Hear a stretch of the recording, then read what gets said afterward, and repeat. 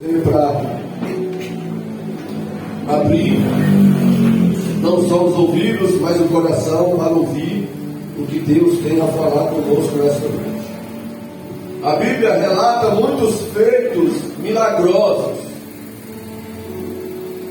A Bíblia fala onde Jesus realizou muitas maravilhas na vida de pessoas, ao ponto de não conter todos esses relatos, porque João falou, se fosse para escrever todos os milagres que Jesus fizera, o mundo não comportaria todos os livros. Então foram muitos milagres, e milagres esses de cunho curas milagrosas, milagres esses de libertações demoníacas. Jesus curava cegos, Jesus curava paralíticos, Jesus curava pessoas que estavam com lepra, Jesus libertava pessoas que tinham 7 demônios, outros que tinham mais de 2.000 demônios, como no caso do Gadareno. Jesus fazia muitos milagres, não só de cunho curas milagrosas, de libertação demoníacas, mas como poder, exercendo o seu poder sobre a natureza, andando sobre as águas, repreendendo o vento e o mar. Só que Jesus também fez outros milagres ainda maravilhosos, como ressuscitando mortos. E nem todos os textos que Jesus fez, os milagres, vão relatar as reações e as atitudes das pessoas que receberam o milagre após receber o milagre. Ou seja, o texto não diz assim, olha, fulano após que recebeu o milagre, ele agiu dessa forma com o Senhor Jesus Cristo. Então, nem todas as pessoas que receberam milagres, a Bíblia conta como elas se comportaram, como elas agiram. Daí vai surgir algumas perguntas, irmãos, como: será que elas ficaram agradecidas? Será que elas seguiram o Senhor Jesus após Jesus operar os milagres? Será que as pessoas que receberam os milagres testemunharam publicamente, falando, olha, Jesus fez um milagre na minha vida, eu queria contar o testemunho, eu queria tornar público esse feito do Senhor? Será que todos que Jesus fez milagres, eles realizavam cultos de ações de graça após receberem os milagres? Pois bem, João capítulo 11, a Bíblia vai falar de uma família no qual estava triste, estava preocupada, estava angustiada. E por qual motivo? Pelo motivo de que um membro dessa família estava doente, estava passando por um problema de enfermidade, e a família estava triste. Só que, irmãos, esta enfermidade veio a se agravar, esta enfermidade veio a aumentar, e aquela família que estava triste por conta da enfermidade daquele membro, passou a entrar em desespero por conta do óbito do membro da família. Aquela família que outrora estava preocupada, agora estava em aflição por conta da morte do membro da família. Aquela família que outrora estava angustiada, agora estava em agonia, porque alguém tão amado morreu na família. E essa família que estava desta forma vai receber a presença, a visita do Senhor Jesus. Já havia 4 dias que o membro estava sepultado, até que Jesus chegou no ambiente. A Bíblia diz em João capítulo 11 que Jesus chegou no ambiente, chegou no meio da família, no qual estava em desespero, em aflição, em agonia por conta da perda do ente querido. E quando vocês sabem muito bem que quando Jesus chega em um ambiente, geralmente ele transforma o ambiente. Aquele ambiente que estava de luto, que estava pesado, aquelas pessoas que estavam em desespero pela presença de Jesus, receberam agora calmaria. Jesus chegou no ambiente e aquelas pessoas que estavam em aflições, agora passou a receber paz do Senhor Jesus. Aquela família que estava em agonia, recebeu alívio. Aquela família que estava triste, agora estaria alegre pela presença e pela ação do Senhor Jesus. Aquela família que estava se sentindo envergonhada por aquela situação, agora seria honrada diante de todos. Aquela família que estava com medo, agora passaria a estar segura ou ter segurança. Aquela família que estava sofrendo por conta da perda do ente querido e que aquela enfermidade, aquela morte precoce, vendo aquela família gerando dúvida na mente deles, agora passariam a ter uma fé elevada. Aquela família que estava aí questionando a Deus o porquê, o por causa, agora estaria agradecendo a Deus pela presença de Jesus e por exercer aquele milagre extraordinário. Nós podemos invocar a presença dele, nós podemos convidá-lo para que ele possa estar em nosso meio, e não só estar em nosso meio, mas manifestar em nosso meio, porque quando Jesus está, ele entra no cenário da vida de alguém, ele transforma. Quando Jesus entra na história de alguém, ele muda. Quando Jesus entra, ele inverte o quadro. Quando Jesus entra, ele renova o ambiente. Quando Jesus entra, ele altera o rumo da pessoa para melhor. Oh, eu quero profetizar, segundo esta palavra, que Jesus vai mudar o rumo da tua história para melhor. Eu quero profetizar conforme as Escrituras, no qual prego nesta noite, que Jesus vai entrar neste cenário, que Jesus vai entrar nesta situação, que Jesus vai transformar esse sentimento de tristeza, de agonia, em alegria. Ele vai transformar esta condição de vergonha em honra para a glória do nome dele. E ao ler a palavra, eu fico pensando, irmãos, e eu fiquei pensando em algumas pessoas que receberam os milagres do Senhor Jesus. Como quem? Como Jairo.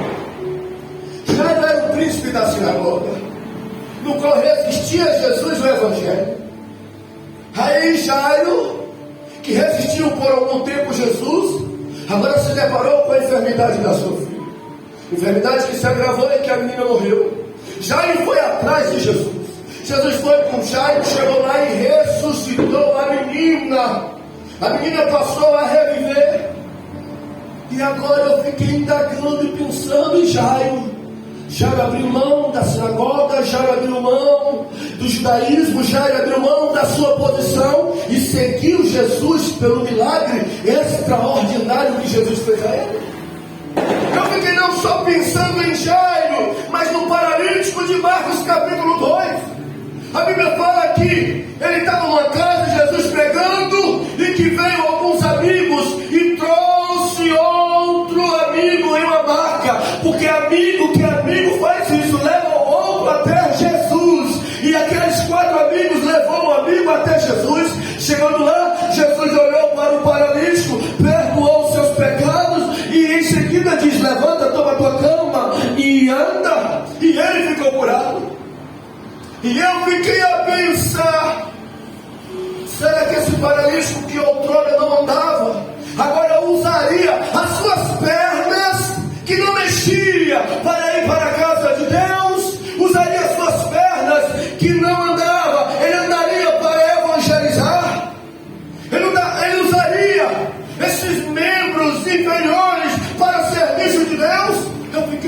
pensar, se esse paralítico, após receber esta cura, o perdão e esta cura milagrosa, passou a seguir Jesus com seus passos.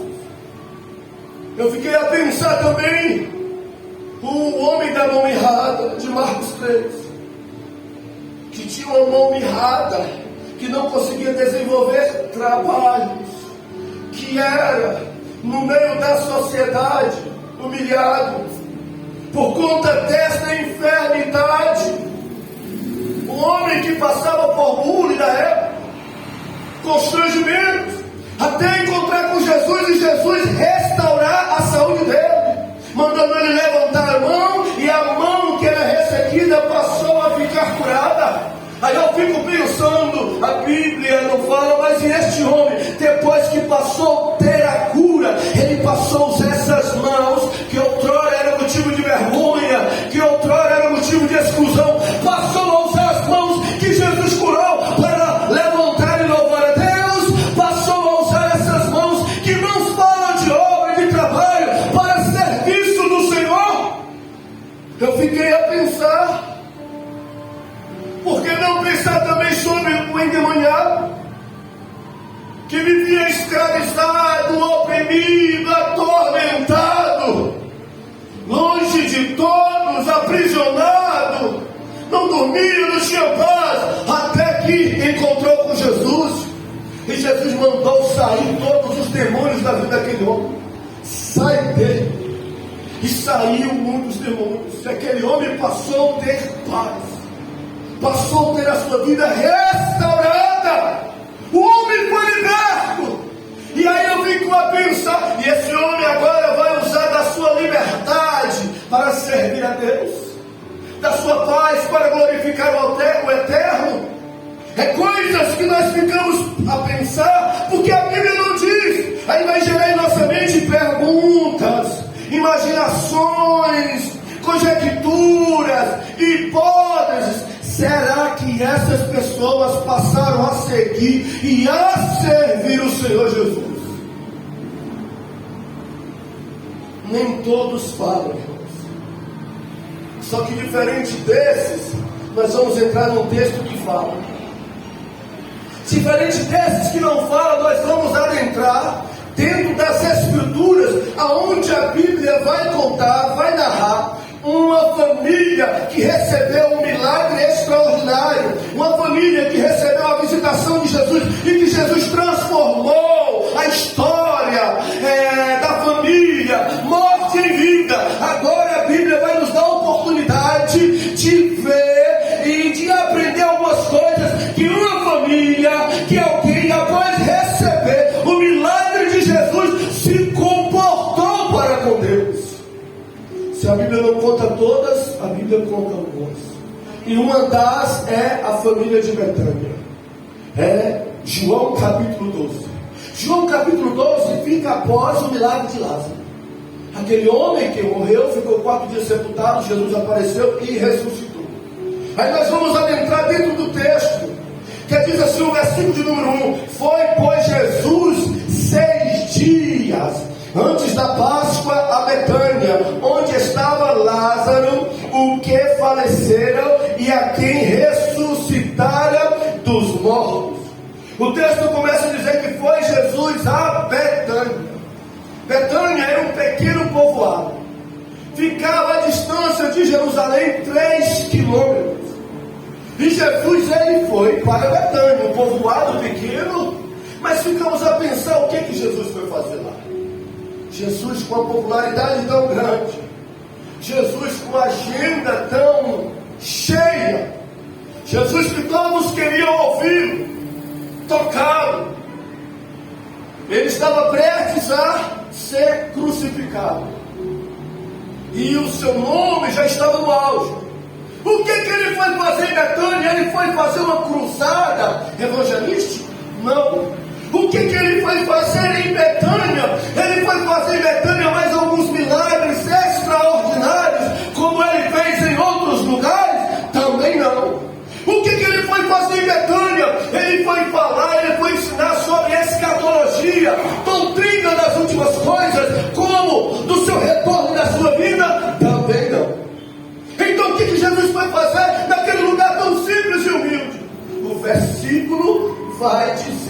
versículo de número 2. E fizeram-lhe, pois, uma ceia. Fizeram, pois, ali uma ceia. Jesus foi para Betânia para participar de uma ceia. Para aquele lugar tão simples, para aquele lugar que aos olhos de muitos não tinha tanta importância, com uma agenda vasta, com tantos compromissos, Jesus foi convidado para ir para uma ceia e ele foi a Jerusalém participar de uma ceia.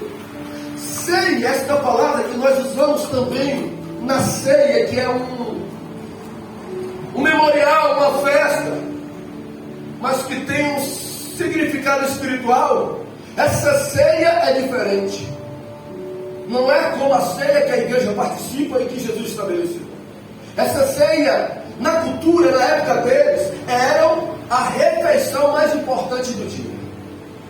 Eles fizeram a refeição e pensaram: nós vamos convidar Jesus para vir aqui na nossa casa, para vir aqui participar desta ceia, deste banquete. Por quê?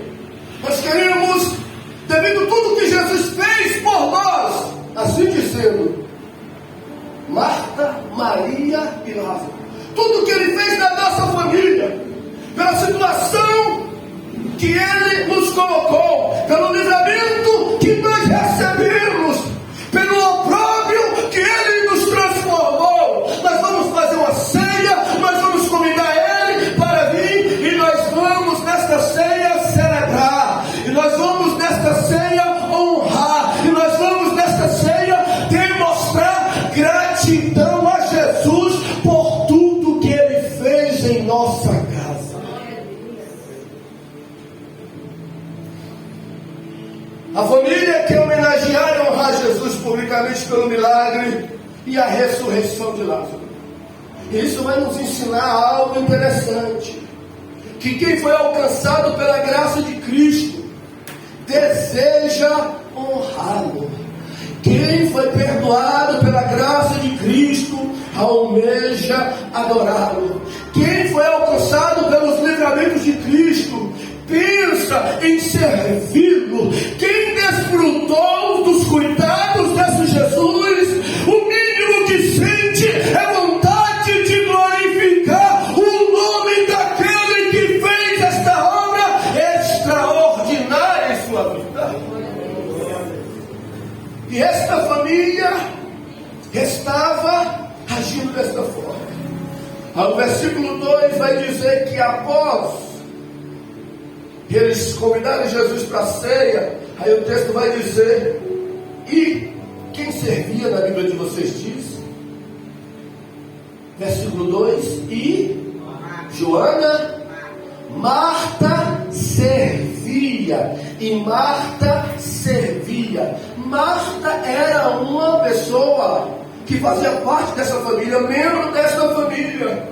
E o texto vai dizer que ela, que era irmã de Lázaro, mais uma vez aparece no cenário como em outros, servindo, atuando, desempenhando tarefas em prol daquilo que honrava Jesus.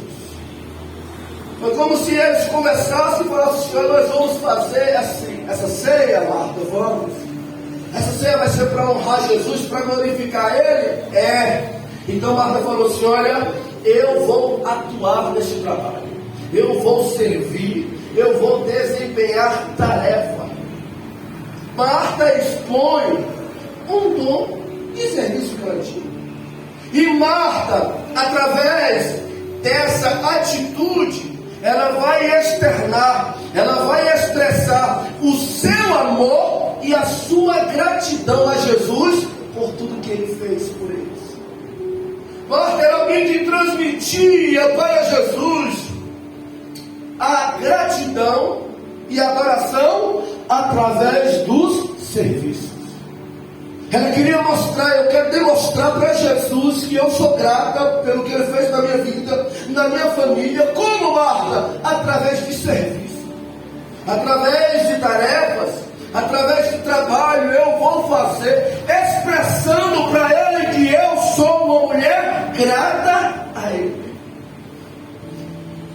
vai nos ensinar que quando alguém faz algum serviço para um momento, para um culto, para uma cruzada, para um evento que vai glorificar Jesus, essa pessoa está demonstrando com seus serviços amor, fé, gratidão e adoração a Deus. Pessoas podem demonstrar que são gratas e que adoram Jesus através dos seus serviços prestados a Ele. É por isso que eu e você precisamos indagar, precisamos perguntar, quando fomos convocados, quando fomos chamados para realizar uma tarefa. Pergunta, vem cá, está me chamando para que eu possa servir? Está me chamando para que eu possa fazer alguma coisa? Mas qual é a finalidade desse evento? Qual é o propósito? Qual é a causa? Qual é o objetivo? Qual é o intuito disso aí que você está me convidando? É glorificar a Deus, exaltar a pessoa de Jesus. Qual é o propósito? E você ouvir falar, olha, é para a glória de Deus, é para exaltar a Jesus, é para engrandecer o seu santo nome, é para torná-lo conhecido. Então é uma oportunidade para aqueles que são gratos e que querem adorar para servir Jesus. Tudo que alguém fizer, seja serviço prestado, seja trabalho, em qualquer situação, em qualquer evento, em qualquer culto, em qualquer coisa que tem por intuito glorificar a Deus, exaltar a Jesus, esta pessoa estará demonstrando com seu serviço gratidão e adoração.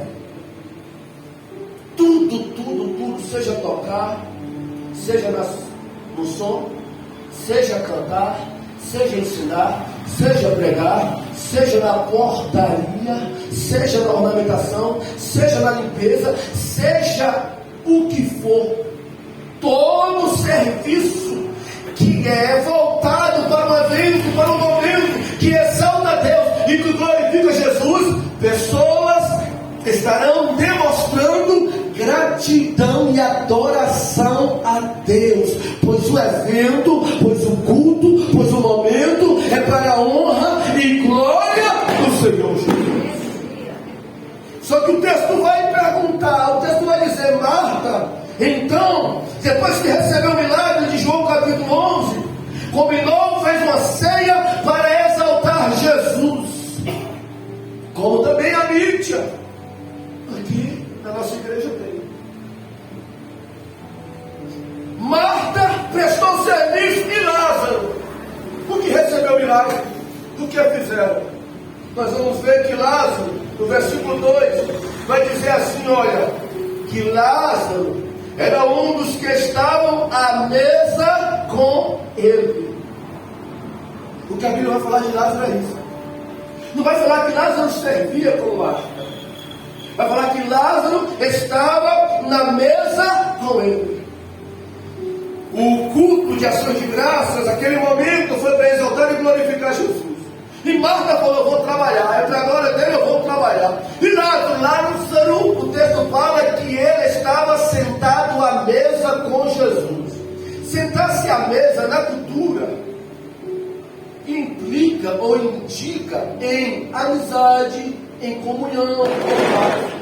Então quando Lázaro, o texto fala que Lázaro estava sentado à mesa, aponta com que Lázaro, que não estava servindo como Marta, mas fez questão de estar presente e de estar em comunhão com aquele que era exaltado naquela noite. Lázaro que recebeu o milagre, a quem Jesus ressuscitou. Se Marta demonstrava adoração e gratidão através dos serviços, Lázaro vai fazer isso agora, demonstrar gratidão e adoração através da presença, através da comunhão, através do relacionamento com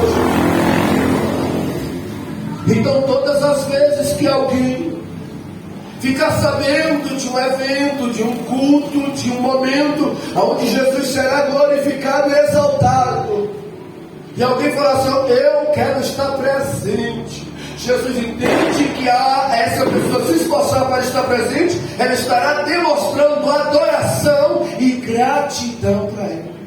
Por quê? Porque a pessoa vai fazer questão de estar presente em um evento, em um momento onde Cristo é propagado e exaltado, como no caso de Lázaro. Eu fiquei a pensar: será que Lázaro estava ocioso, que é diferente de ansioso, porque não tinha nada para fazer, e disse assim: eu vou participar deste culto de gratidão, de exaltação a Jesus, porque eu não tenho nada para fazer? Não acredito nisso. Eu acredito que Lázaro, muita gente queria estar com Lázaro até depois do milagre. Muita gente queria indagá-lo, convidar para ir na casa, mas Lázaro, mesmo tendo muitos compromissos naquele dia, Lázaro mesmo tendo outras obrigações, Lázaro mesmo tendo muita agenda depois da sua ressurreição, Lázaro mesmo tendo outros planos, Lázaro falou: se é algo que vai exaltar ao Jesus que me ressuscitou, se é um evento que vai glorificar a Ele, eu vou priorizá-lo, eu vou me fazer presente, porque eu quero demonstrar gratidão e adoração ao Jesus que fez o milagre na minha vida. Então ele recebeu muitos convites, e inclusive, provavelmente as suas irmãs falaram: vamos fazer nesse dia lá essa ceia. E você diz o quê? Lázaro disse: eu estou dentro, é para glorificar Jesus, eu estou nessa, é para exaltar Jesus, eu estou colado. Se é para adorar o nome dele, eu vou participar. Pode me incluir aí, nesse dia, nesse momento, pode contar com a minha presença, porque tudo que envolve o nome dele, a gratidão não me deixa ficar de fora, a adoração me inclui dentro. Se é para a glória dele, exaltação do nome dele, eu quero estar presente. E Lázaro estava presente no dia da ceia que foi feito para glorificar ao Senhor Jesus. E eu fiquei a pensar: mas Lázaro, por que tanta questão? Por que abandonar outras coisas para se fazer presente nesse momento? Por que isso? Porque Lázaro era aquele em que esteve no túmulo, morto, e agora estaria na mesa daquele que o ressuscitou. Lázaro, por que toda questão, Lázaro? Porque eu estive entre os mortos no capítulo anterior, e agora eu tenho a oportunidade de estar na presença daquele que é a vida, e eu vou aproveitar a oportunidade e ensejo que tenho de estar presente e glorificá-lo a Jesus Cristo. Se Marta demonstrou gratidão e adoração a Jesus com seus serviços, com seu trabalho, com seus esforços físicos, Lázaro demonstrou gratidão e adoração através da sua presença.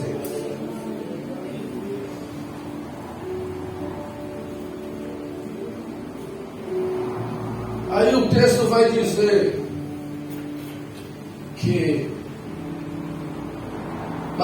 Marta servia, Lázaro testemunhava, estava presente. É por isso que nós nos esforçamos. Muitos dos irmãos se esforçam para estar no culto de ceia, porque é um culto onde glorifica Jesus. E mesmo tendo dificuldade para acordar, e mesmo alguns tendo baba, e mesmo outros tendo feira marcada, aí adia, deixa para mais tarde, ou falta, mas prioriza estar na ceia de Jesus, na ceia que exalta e que glorifica o nome dele. Marta servia, Lázaro testemunhava, e Maria, se aquela reunião, se aquele momento, se aquele culto foi para a glória de Jesus, para exaltá-lo, para demonstrar gratidão e adoração a Ele. Onde é que estava Maria? O versículo 3 vai falar agora do terceiro personagem da família. Vai dizer assim: então Maria, falou de Marta, falou de Lázaro, agora vai falar de Maria. Então Maria, tomando uma libra de unguento de nardo puro, de muito preço, ungiu os pés de Jesus e enxugou-lhe os pés com os seus cabelos e encheu a casa do cheiro do unguento. O texto agora vai falar de Maria. Já falou de Marta, que representa serviço. Já falou de Lázaro, que representa o testemunho e a presença dele, onde Jesus é glorificado. Agora o texto vai falar que Maria vai ungir os pés de Jesus naquele evento. Maria, ela agiu diferente. Se Marta falou, eu vou demonstrar minha gratidão e adoração através do serviço. Lázaro, eu vou demonstrar que sou grato, estando presente, e que eu adoro estando presente. Maria falou assim: olha, quando ele estiver aqui, eu vou demonstrar minha adoração e a minha gratidão, oferecendo ele o meu melhor. Aleluia, glória a Deus. O texto vai dizer que ela vai ungir os pés de Jesus. Ela pega um vaso que tem um líquido, que tem um óleo, que tem um bálsamo, e começa a passar nos pés do Senhor Jesus. Começa a aplicar nos pés do Senhor Jesus. Começa a esfregar com as mãos nos pés do Senhor Jesus aquele perfume ou essência que não era diluída, que não era misturada, que não era adulterada. Aquela essência que o texto vai dizer que era pura. Nardo puro, aumentando o valor do perfume e a valorização da atitude de Maria. Capítulo 11, Maria estava chorando, angustiada, aflita, desesperada, porque o seu irmão estava morto há 4 dias, até Jesus chegar na casa dela, até Jesus ressuscitar o irmão dele. Capítulo 12, Maria vai pegar uma fragrância, uma essência pura, de grande valor, e vai pensar: eu vou derramar aos pés daquele que fez o milagre na minha casa, na minha família. Eu vou oferecer o que eu tenho de melhor, em demonstração à minha gratidão e à minha adoração ao Senhor Jesus Cristo. Glória a Deus. Nardo puro. Isso vai nos apontar que aquela essência era de grande valor, era preciosa, era valiosa, era dispendiosa, aquele nardo puro que Maria vai oferecer para Jesus. Essa essência, ela era muito desejada, ela era muito cobiçada, ela era muito cara. Até porque essa essência não tinha na cidade de Maria, não tinha no país onde Maria morava. Essa essência, para adquirir, tinha que vir de fora, tinha que vir de outro país para ter aquela essência. Então era algo que não era normal, era algo de grande valor, de muito valor, ao ponto de alguém olhar e ver Maria fazendo aquilo, inalou um cheiro tão grande, tão intenso, que alguém falou assim: que desperdício fazer isso. Pegou algo tão caro, algo de grande valor, algo caríssimo, e derramou tudo aos pés de Jesus. Os versículos 4 e 5 e 6 vai falar sobre isso.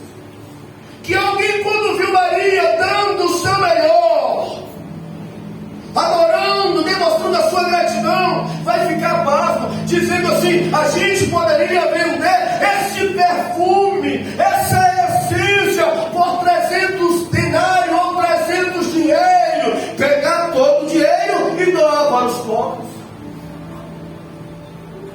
denário, na época, era a moeda que se pagava por um dia de trabalho. Então, 300 denários significa um ano de trabalho para alguém que tinha serviços normais. Maria pegou um ano de trabalho e derramou aos pés do Senhor Jesus, valorizando a pessoa dele, demonstrando adoração para ele e gratidão à pessoa dele. Para adquirir aqui era com muito sacrifício. Só que Maria quis demonstrar para Jesus o quanto ela estava agradecida, o quanto ela adorava Jesus. Se Marta expressou a sua gratidão e adoração através do serviço, Lázaro fazendo questão de estar presente, testemunhando na mesa com Jesus, Maria vai demonstrar sua adoração e gratidão, oferecendo Jesus o seu melhor. O que ela tinha de melhor, ela estava oferecendo para Jesus. Algo muito, muito grande, de muito valor. Interessante é que Maria, ela, naquele ensejo, naquela oportunidade, ela não quis oferecer para aquele que fez um milagre na sua família, algo extraordinário na vida dela, do seu irmão.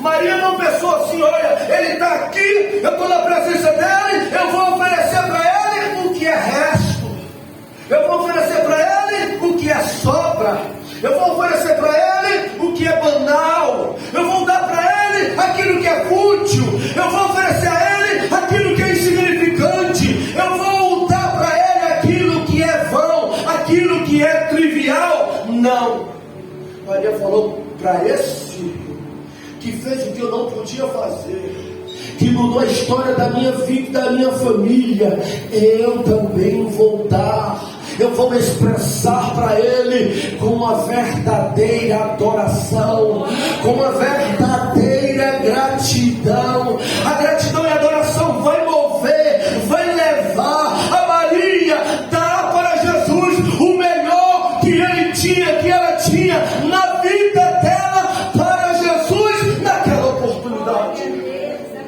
Glória a Deus. Aleluia. Irmãos,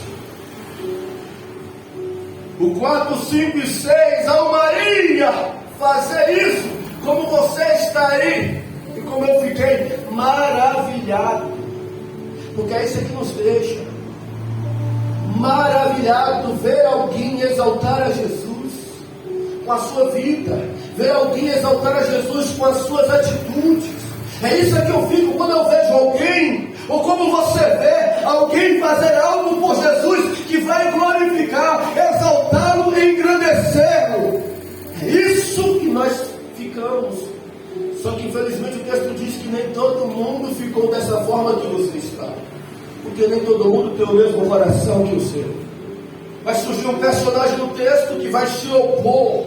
Isso vai mostrar que o adorador genuíno e verdadeiro, que quer honrar e exaltar a Deus com o seu melhor, sofrerá críticas, sofrerá oposições, sofrerá censura por aqueles que não têm a mesma coragem de fazer, por aqueles que não têm o mesmo sentimento de gratidão, por aqueles que não exercem ao mesmo grau de adoração por Jesus. O texto vai apontar que Maria vai sofrer agora oposição, crítica e censura, por tomar aquela atitude tão somente de dar o seu melhor para o seu Salvador, para o seu Deus que fez um milagre na sua vida. Mas o que Jesus vai dizer? Jesus vai dizer assim: para que isso, Maria? Não precisa você fazer isso. Eu não espero de você o melhor. Eu não preciso de você total entrega, Maria. Guarda isso. Eu não desejo, eu não quero. Jesus vai falar isso com ela? Não. O texto diz que Jesus vai dizer para Judas, para o opositor: deixai. Jesus manda ele deixar a Maria. Isso significa o quê?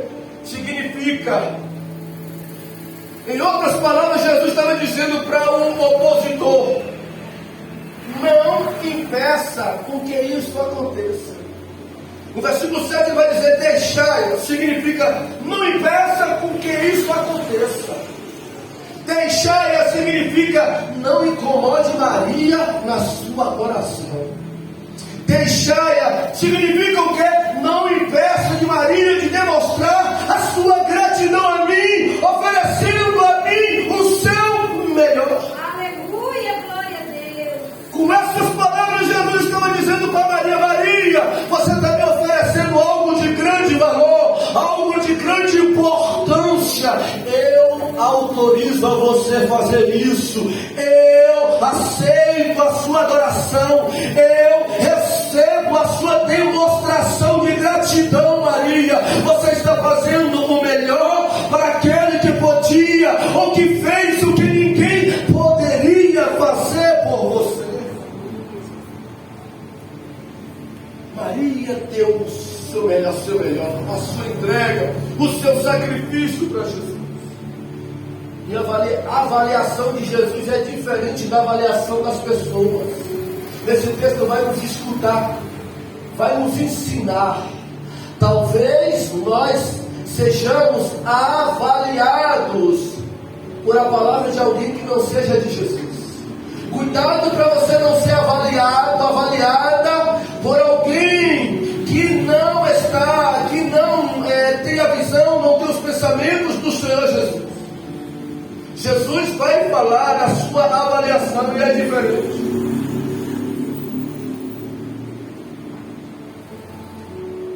Tem um texto paralelo, porque esta passagem, muitos confundem com aquela passagem de Lucas 7, de uma mulher pecadora que vai também na casa de Simão, que unge os pés de Jesus, que lava com os cabelos, que enxuga, que lava com as lágrimas, que enxuga com os cabelos. E as pessoas se confundem como se aquele texto fosse esse mesmo, e não é. Lá, o título da mulher é uma mulher pecadora. Cá é Maria que está fazendo esses erros. E Marcos capítulo 14, no versículo 9, Marcos é um texto paralelo que vai falar também sobre esse episódio. Aí Marcos vai falar bem assim, ó, que quando Maria tomou essa atitude com Jesus, aí Jesus falou bem assim: olha, mandou a oposição parar, e ele disse assim para Maria: olha, em verdade vos digo que em todas as partes do mundo onde esse evangelho for pregado, também o que ela fez será contado para a sua memória. Olha o que o Senhor Jesus vai falar. Que a atitude que Maria teve para com ele, de dar o seu melhor, de expressar a sua adoração e gratidão através da sua atitude, dando a ele o melhor, ele vai dizer assim: olha, eu quero que registra aí, porque a atitude desta mulher tem que ficar marcada, tem que ficar registrada, como se ele estivesse dizendo: Deus se lembra daqueles que o honram. Deus não se esquece daqueles que dão o seu melhor para o filho dele. Deus retribui aqueles que honram o filho que ele enviou na terra, também de outras formas. E isso vai nos ensinar que nenhum ato que nós temos, que nenhuma atitude que nós tomamos em prol de Deus, em prol de Jesus, passará desapercebidos por Deus.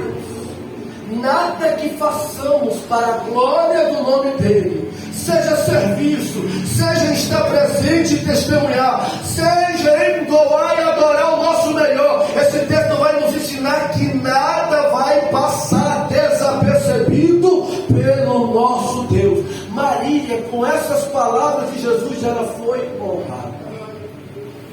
E honrada de que forma, pastor? Primeiro, recebendo a aprovação de Jesus.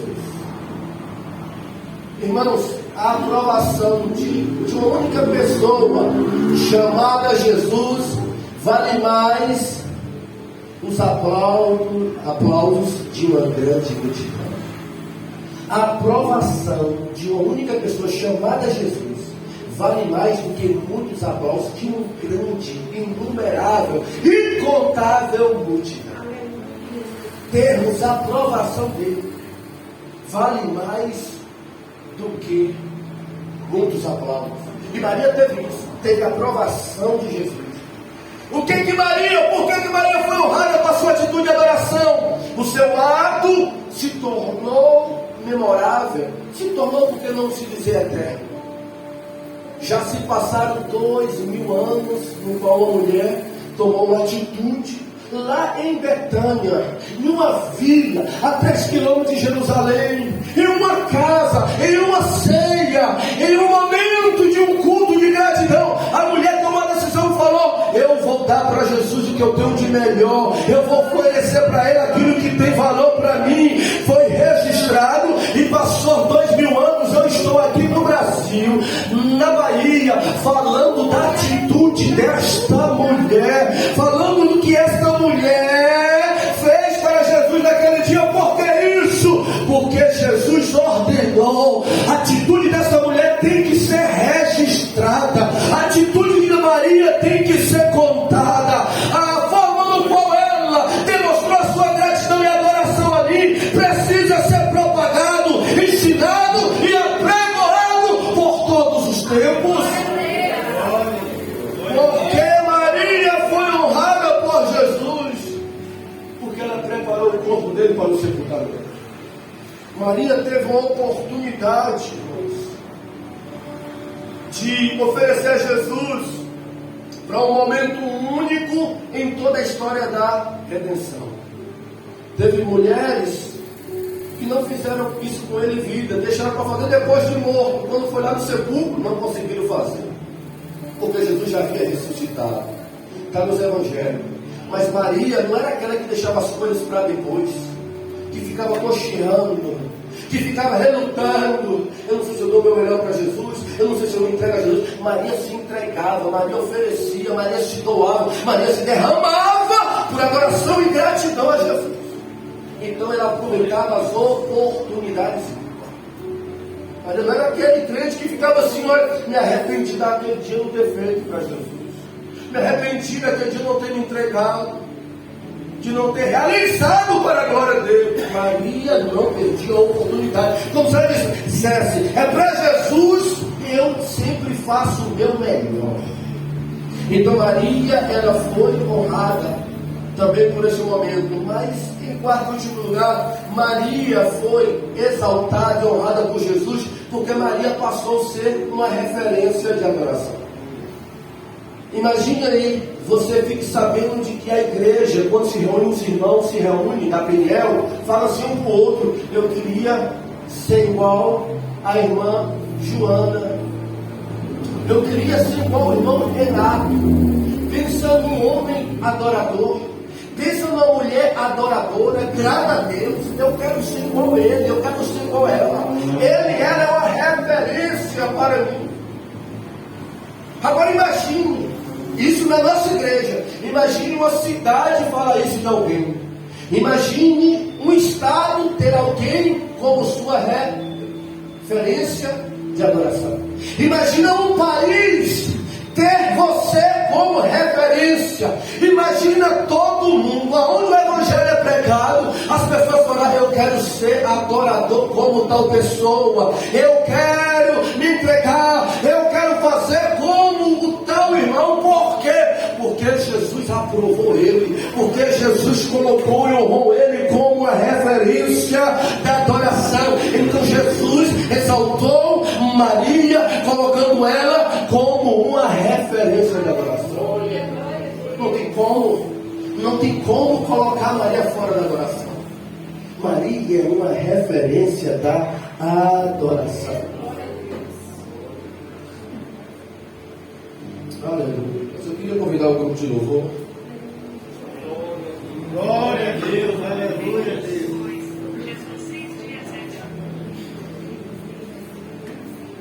Eu queria convidar você a estar sobre os seus pés.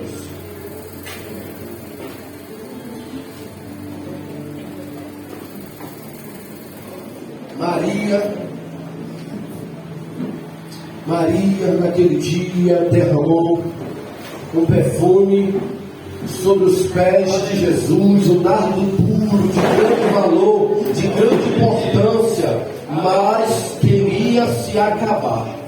Aquela essência, aquele perfume acabou, mas Maria recebeu uma recompensa que jamais acabaria.